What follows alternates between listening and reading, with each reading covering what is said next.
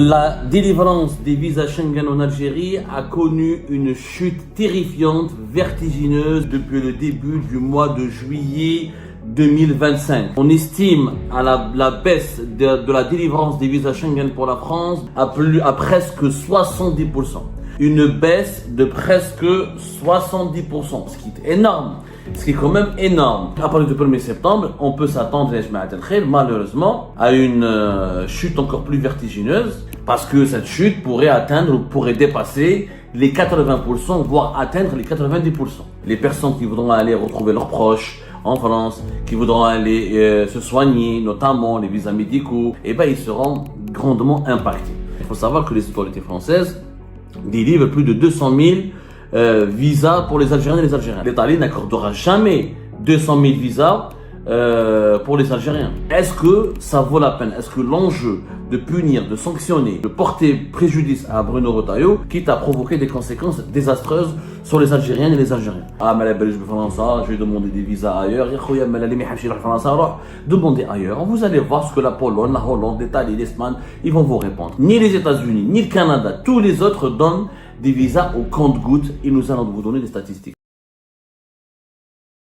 La délivrance des visas Schengen en Algérie a connu une chute terrifiante, vertigineuse, et ce depuis le début du mois de juillet 2025. Selon les sources que nous avons pu approcher et des sources très bien introduites et très proches de l'ambassade de France à Alger, on estime à la baisse de la délivrance des visas Schengen pour la France depuis le début du mois de juillet jusqu'à la fin de ce mois d'août 2025 à presque 70%.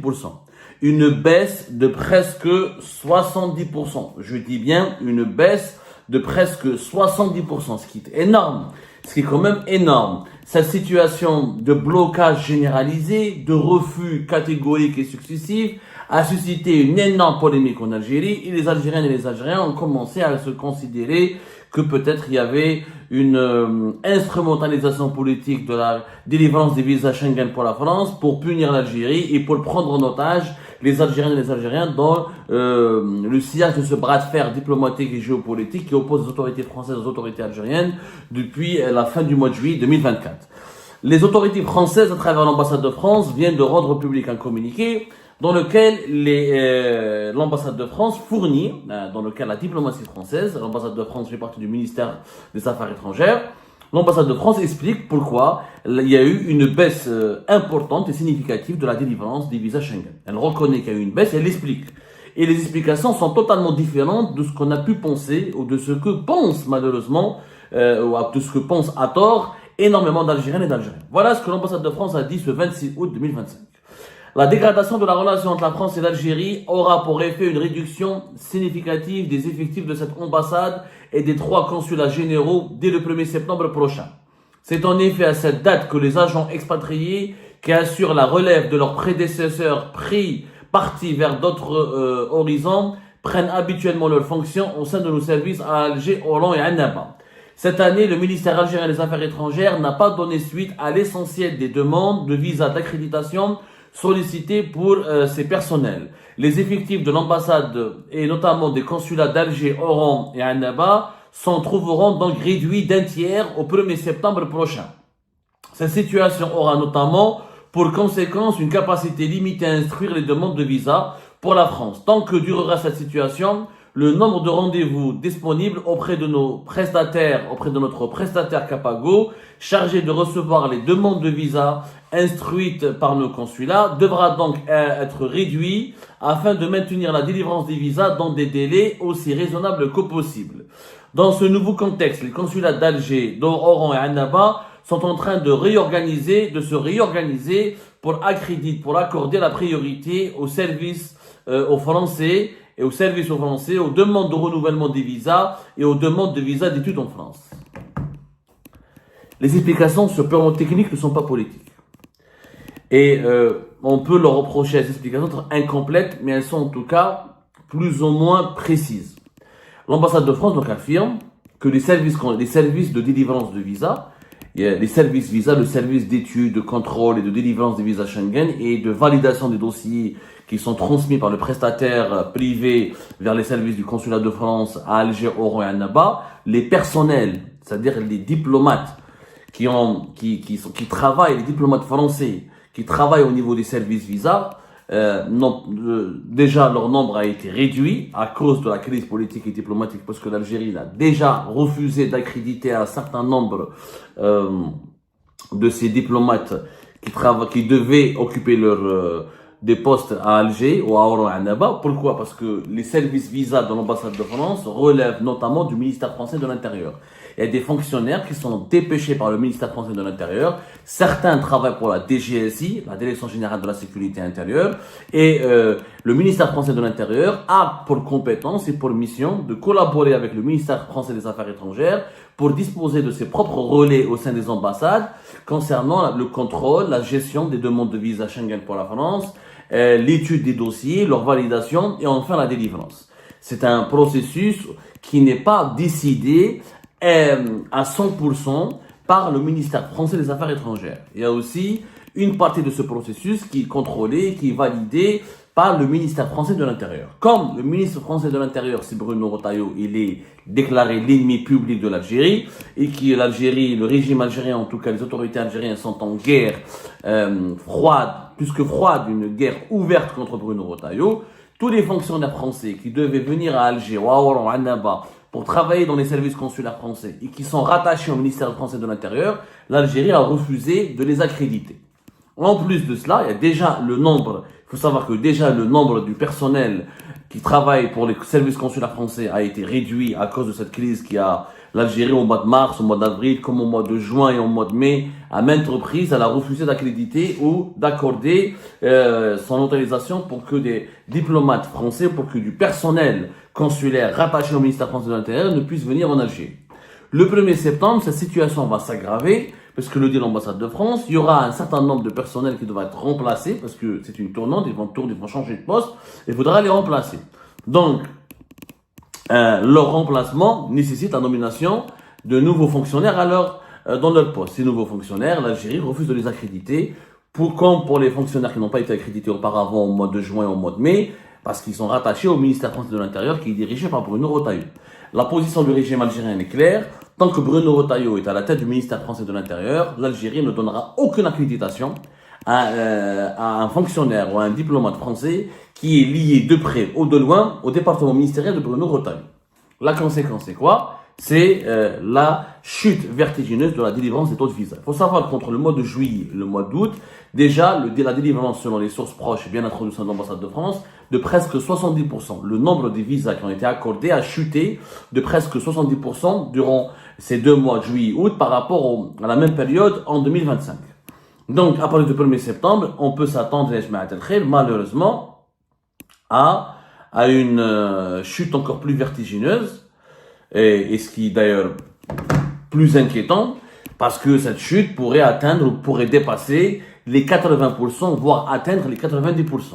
L'ambassade de France a expliqué dans son communiqué qu'elle va accorder la priorité au renouvellement des visas qui ont été déjà accordés et par exemple aux visas, aux procédures de regroupement familial ou regroupement familiaux qui impliquent, qui sont demandés par des conjoints de Français.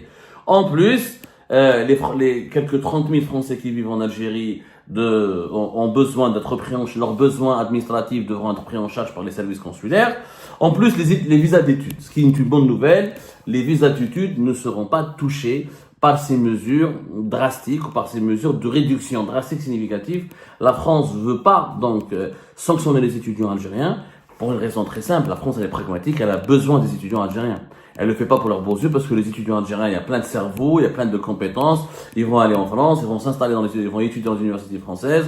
Et la France, elle sait très bien qu'entre 60 à 70%, si ce n'est pas plus, les étudiants algériens qui viennent quand ils viennent en France, ils ne retournent pas en Algérie. Et parmi, ils sont tous pas des cerveaux. On a plus de 30 000 étudiants algériens en France. Ils ne sont pas tous des cerveaux, mais il y en a au moins la moitié d'entre eux qui ont des profils scientifiques, des profils techniques, que l'économie française va récupérer, va exploiter pour ses propres besoins de développement. Donc les Français ne veulent surtout pas bloquer les visas d'études. Ce qui est une bonne nouvelle. Pourquoi? Parce que Emmanuel Macron, dans sa lettre du 6 août 2025, quand il a demandé au gouvernement des sanctions supplémentaires contre les autorités algériennes et l'Algérie à cause de ce conflit diplomatique et politique, il a demandé la suspension des visas long séjour, des fameux visas D. Les visas long séjour, nous avons les visas de regroupement familiaux, nous avons les visas d'artistes et d'installation pour les salariés, et nous avons les visas étudiants. Donc les visas étudiants, bonne nouvelle, la France ne va pas les bloquer. Et c'est encore une fois, la France, elle est pragmatique. Elle sait qu'elle a besoin des étudiants algériens, ils sont d'excellents francophones, ils ont, et notamment dans les sciences, dans l'informatique et les sciences techniques, les ingénieries, tout ce qui est électronique, mécanique, dans la médecine, etc. Ce sont des profils extrêmement intéressants dans la France, elle a cruellement besoin pour assurer son développement. Donc, elle va tout faire pour leur continuer à leur accorder des visas. Ceci dit, pour le commun des mortels, pour les autres Algériens et Algériens, ils vont en pâtir cruellement. Donc, les personnes qui voudront aller retrouver leurs proches en France, qui voudront aller se soigner, notamment les visas médicaux, les Algériens qui ont besoin d'un visa de tourisme pour circuler librement en Europe, etc., eh ben, ils seront grandement impactés. À travers cette démarche de transparence, l'ambassade de France se lave les mains.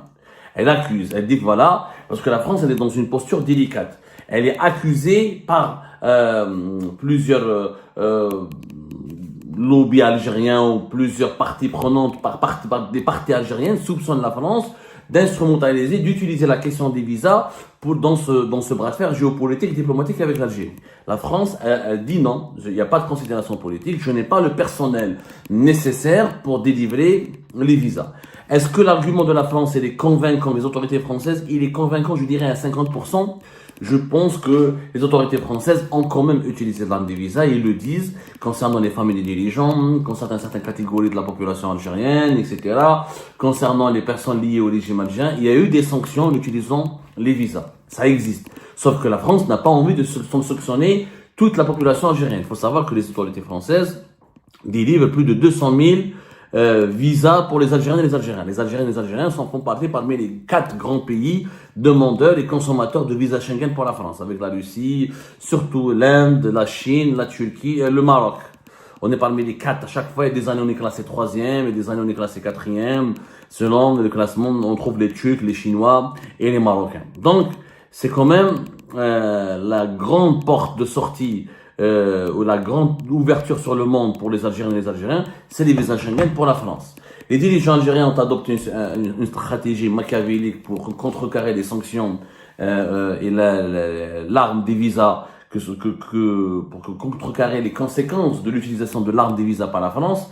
Ils disent que c'est l'Italie qui leur accorde des visas. Ça reste à démontrer. L'Italie accorde des visas, mais de court séjour, mais elle accorde des visas qu'aux dirigeants, notamment les dirigeants de premier rang. Pas tous les fonctionnaires algériens. Le peuple, la population algérienne, elle me cache. L'Italie n'accordera jamais 200 000 visas pour les Algériens. Elle le fera jamais pour une raison très simple, c'est que l'Italie actuelle a une politique de lutte contre l'immigration et que l'immigration algérienne n'est pas du tout souhaitable, ni jugée intéressante, ni acceptée en Italie. Les Algériens ne fréquentent pas beaucoup l'Italie. Alors, en 2024, 250 000 visas ont été accordés aux ressortissants algériens. Une augmentation de 19,3% par rapport à 2023. L'Italie ne va jamais accorder 250 000 parce qu'il n'y a pas de motif. Il n'y a pas une grande communauté algérienne en Italie. Les Algériens et les Algériens ne maîtrisent pas l'italien. Quand ils veulent étudier, ils partent en France, non pas en Italie. Quand ils veulent rendre visite à des proches, leurs proches habitent en France, ils n'habitent pas en Italie. Et je rappelle que depuis le 6 août 2025, les autorités françaises, à travers le ministère de l'Intérieur, sur demande d'Emmanuel Macron, vont enclencher un mécanisme qui réglemente, qui régit le fonctionnement de l'espace Schengen et qui permet à la France d'exiger aux autres pays européens de ne pas accorder des visas à certains Algériens et Algériens sans demander l'aval et le feu vert de la France, parce que ce sont des personnes qui sont inscrites sur des listes d'entités, d'individus sanctionnés et interdits d'entrer sur le territoire français et sur le territoire européen. Donc ça va être très compliqué de dire que l'Italie va supplanter la France. On vous fera cette émission, chiffre à l'appui.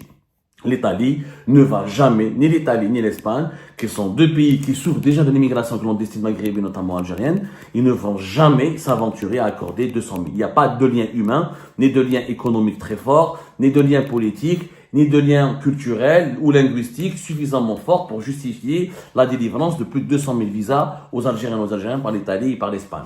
Donc, il y aura des milliers d'Algériens qui sont pris en otage par ce conflit.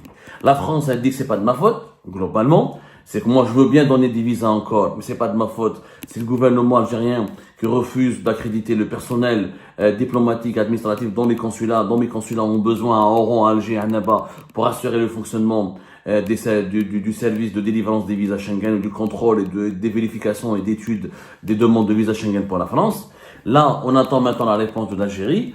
Qu'est-ce qu'elle va dire l'Algérie? Je pense pas que les Algériens va répondre parce que l'Algérie va essayer de bomber le torse et les autorités algériennes vont essayer de nous faire croire que on n'a pas besoin de visa Schengen pour la France, que il n'y a pas que la France dans l'espace Schengen. Sauf que malheureusement la population, elle n'est pas du tout sur la même longueur d'onde que ses dirigeants. La population algérienne a des liens, encore une fois, profonds, historiques, démographiques, humains et culturels. Il y a des familles entières, il y a des binationaux, il y a des mariages, il y a énormément, il y a rien que les résidents algériens en France, qui sont nés en Algérie, qui vivent en France, sont plus de 700 000, plus de 800 000. Vous imaginez, si on doit compter tous les franco-algériens, etc., on est à 5 millions de personnes qui ont une relation directe ou indirecte avec l'Algérie qui vivent en France. Ces gens-là ont des parents en Algérie, leurs parents veulent venir. Il y a des Algériens qui se soignent en France parce que c'est plus facile pour eux d'aller se soigner en France parce que c'est beaucoup moins cher. C'est beaucoup plus facile que d'aller se soigner. Ça coûte beaucoup plus cher de se soigner dans un autre pays européen, dans un autre pays anglo-saxon. Donc, les Algériens sont pris en otage. C'est une prise d'otage par ce conflit géopolitique qui n'a aucun sens. Jusqu'à aujourd'hui, si on m'explique, c'est quoi le but de ce conflit? Si ce n'est de dégager Bruno Retailleau, qui n'a pas encore dégagé, et qui risque d'être même Premier ministre, il y a l'actualité politique ici en France, risque de donner des avantages à Bruno Retailleau, qui a bien surfé sur la crise avec l'Algérie, pour devenir l'un des personnages politiques clés de la scène politique française. Donc, est-ce que ça vaut la peine? Est-ce que l'enjeu de punir, de sanctionner,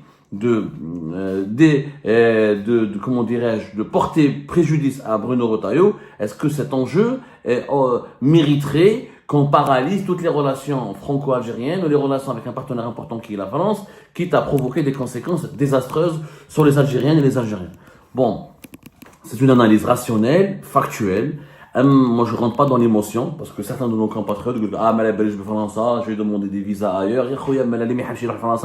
Demandez ailleurs. Vous allez voir ce que la Pologne, la Hollande, l'Italie, l'Espagne, ils vont vous répondre. Le seul pays qui peut donner des visas et qui est l'ouverture de l'Algérie, qui est une ouverture pour les Algériennes et les Algériens sur l'Union européenne et sur l'Occident, et sur l'Occident, c'est la France. Ni les États-Unis, ni le Canada, tous les autres donnent des visas au compte-gouttes et nous allons vous donner des statistiques. Cette porte d'ouverture, si elle se ferme, ça va créer des frustrations collectives et ça va aggraver le renfermement sur soi des Algériens et des Algériens et ça va même détruire et faire du mal à des liens humains très sensibles.